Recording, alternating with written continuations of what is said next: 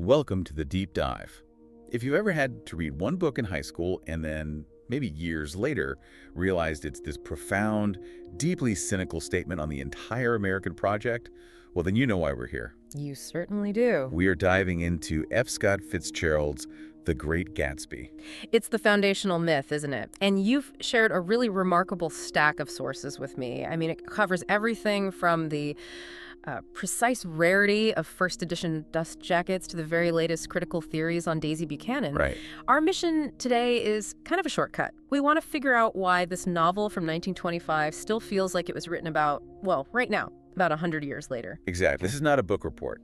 The idea is to see the novel through a few different lenses. As a fragile, valuable object. An artifact, yeah. As a socio-historical hammer dropped on the Jazz Age. And as a living text whose characters, they really shift depending on the perspective we bring to them. Let's start with the book as an object, because its early history is just the first of many paradoxes. It really is. I mean, it was published in 1925 by Charles Scribner's Sons, and Gatsby was, to put it mildly, a commercial flop. A total flop. Fitzgerald died without ever knowing how huge it would become. Exactly. It only became this colossal classic we know today after World War II. And yet, despite that really slow start, the original print run of just over 20,000 copies is now one of the most intensely sought-after collector items in all of modern literature. That scarcity is what fuels the whole market. And if you want to be well-informed about book collecting, there are a few terms that really matter. Okay. Not because you need to be an expert, but because knowing them is, a killer dinner party fact. When people talk about a Gatsby first edition, they distinguish between a first edition and a first impression, and even the first state. So they're looking for the absolute earliest moment the presses started running. Before any mistakes were caught. That's the key. And the most important, and often the most expensive piece of that first impression is the dust jacket. Why is the jacket so critical? The dust jacket tells the whole story.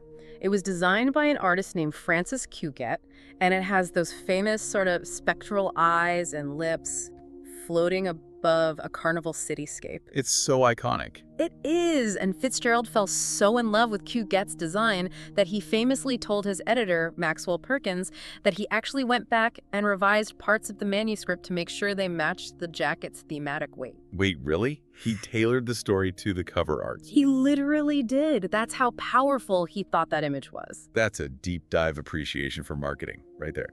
So, okay, let's talk about the specific details that make one first edition copy worth, say, hundreds of thousands of dollars, while another one is just a few thousand. It's all in the errors, isn't it? It's a literal collector's treasure hunt for typos. The irony is that the value is driven by the flaws that prove it's from the earliest production run. So you want the mistakes. You want the mistakes. For example, on page 119, the text was originally printed with the direction northern instead of the corrected word southern. And there's another one on page 60, that fascinating one. Yes. Page 60 originally read chatter, but Fitzgerald was looking for a word that conveyed this frenzied, repetitive, almost meaningless talk. Right. Which is why the text was later corrected to echolalia, which is the clinical term for exactly that kind of frantic, automatic repetition. So if your copy says chatter, you know you're holding one of the first ones off the press. You do. And look for page 165, where it mistakenly reads its with an apostrophe instead of the possessive its. A tiny detail. Incredible. So a misplaced apostrophe or a single wrong direction can be the difference between a $3,000 book and a $350,000 book. But the biggest key, the absolute giveaway, is on Cuget's jacket itself. Yeah, that's the jackpot. Right. The original price of $2 must be on the inner flap. But most tellingly, on the front panel, the letter J in Jay Gatsby was mistakenly set in lowercase. A lowercase j. Lowercase j. The publishers noticed it immediately and tried to manually correct it with ink on a lot of the copies, but the evidence of that error, or even the messy manual fix, is paramount. And the sources highlight that the fragility of that jacket is really what seals the deal on the price. Oh, absolutely. The jacket was made just slightly taller than the actual book. So it was guaranteed to get damaged. Guaranteed to chip and tear. Yeah. So a copy without that fragile paper wrapper might be $4,000. But a pristine copy with that original delicate jacket can fetch $350,000, maybe even more at auction. The value is based on the survival of a tiny design flaw. That's amazing.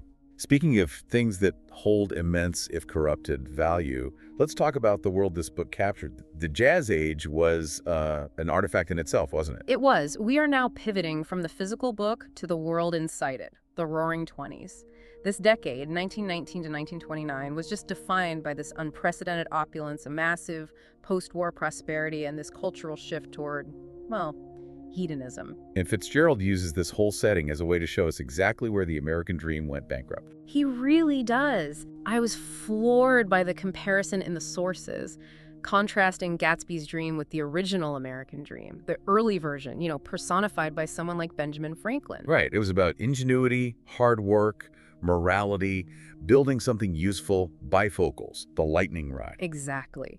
Franklin's dream was process-oriented. Success was a byproduct of virtue. Gatsby's dream is purely outcome-oriented.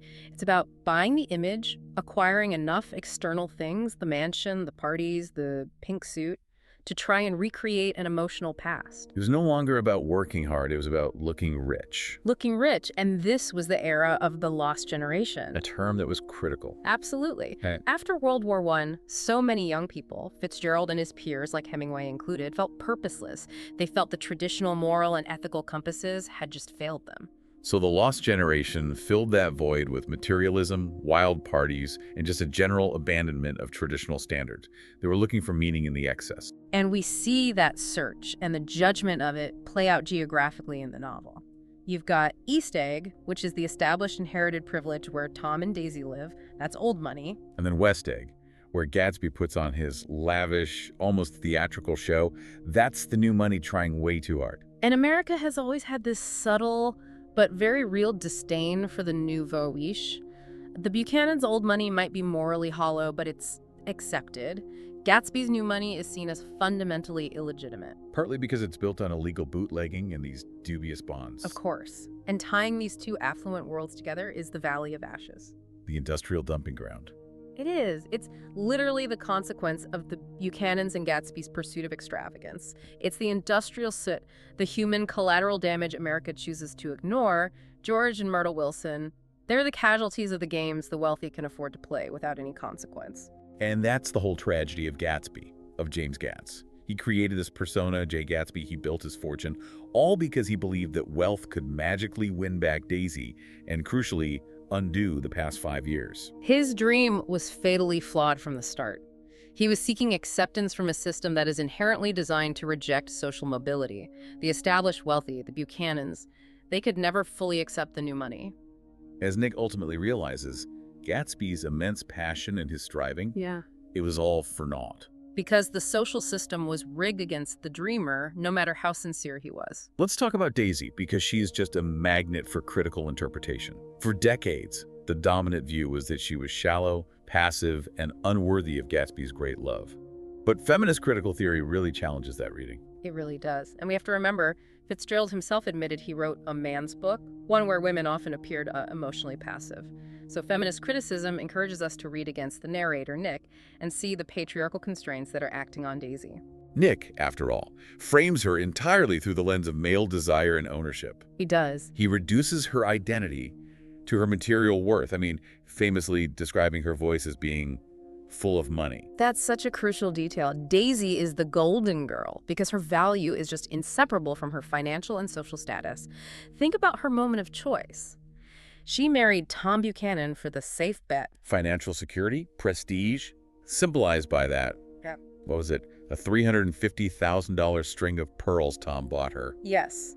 She was scared, and she chose safety over Gatsby's really uncertain future. But hold on, isn't that letting her off the hook? She's the one who was driving the car that killed Myrtle, and she lets Gatsby take the fall. Isn't that the definition of a perpetrator, not a victim? And that's why she's so complex. She's both. She is a victim of a system that demands she seek financial security above all else, which breeds this deep cynicism in her. Right, that heartbreaking line, I hope she'll be a fool. That's the best thing a girl can be in this world. Exactly. But once she has that security, she uses it to inflict damage. She's a perpetrator within the system that victimized her. So she and Tom truly embody that vast carelessness. Absolutely. Nick observes that they smashed up things and creatures and then retreated back into their money or their vast carelessness. They're the ultimate example of old wealth being completely impervious to consequences. They view people like Gatsby and the Wilsons as, well, disposable. Which brings us directly to the eyes through which we see all of this tragedy. Nick Carraway. He's our narrator inside the story, an observer, but also detached enough to judge. Nick is necessary for us to see the immorality, but you're right, we have to treat him with skepticism. He famously starts the book by proclaiming, "I am one of the few honest people that I have ever known." Which is a huge red flag. It is. When someone makes such a bold, self-congratulatory statement about their own virtue, it paradoxically invites you to question every word that follows. And his inconsistencies are glaring. He's dishonest about the girl back home. Jordan Baker outright calls him on his honesty after their relationship ends. And he holds Tom's affair with Myrtle to a different, much harsher moral standard than he holds Gatsby's obsession with Daisy. His moral compass is clearly swayed by his affection for Gatsby. But despite his flaws, he serves this profound role as the moral guide, the philosophical observer. He starts with unaffected scorn for Gatsby's whole lavish charade. He does, but he eventually looks past the illegality and the materialism to admire Gatsby's immense commitment to his dream, his capacity for hope. That moment where he yells across the lawn, "You're worth the whole damn bunch put together," that's the emotional turning point of the entire book. It is. Nick moves from just being an observer to being a participant. He chooses allyship with the failed dreamer over the corrupt traditions of his own wealthy background. He leaves that rotten crowd, and he uses his retrospective voice telling the story 2 years later to perform this profound social critique. He humanizes the failure while satirizing the loss of American morality. Perfectly put. So we've covered the value of a single typo, the bankruptcy of the American dream, and the tragic complexity of the characters caught in its gears. What this deep dive gives you is not just knowledge, but a key to understanding why Gatsby is a perennial bestseller, why it's a perpetual mirror for our society. And this entire conflict, Gatsby's failure, Nick's reflection, Daisy's choices, it all gets crystallized into that final, famous philosophical abstraction. Nick writes, "So we beat on, boats against the current, borne back ceaselessly into the past." That metaphor is just so powerful because it describes the human condition. We beat on, we propel ourselves toward the future, we strive, we work, we dream, but the current, which is the weight of our history, our past mistakes, our tendency to repeat things, it's simultaneously dragging us backward. It creates the illusion of forward progress, and whether that final image feels resilient, that we keep fighting the current, or if it feels fatalistic, that we can never truly escape the past, well, that's really up to you. So if Nick, who was contemplating his impending 30th birthday, saw his future as nothing more than a thinning briefcase of enthusiasm, does our own ceaseless striving against the current ultimately just guarantee that we live in a diminished version of yesterday? Well, that's a thought. Something worth mulling over. Oh. That's it for this week's deep dive. We hope you feel thoroughly well informed.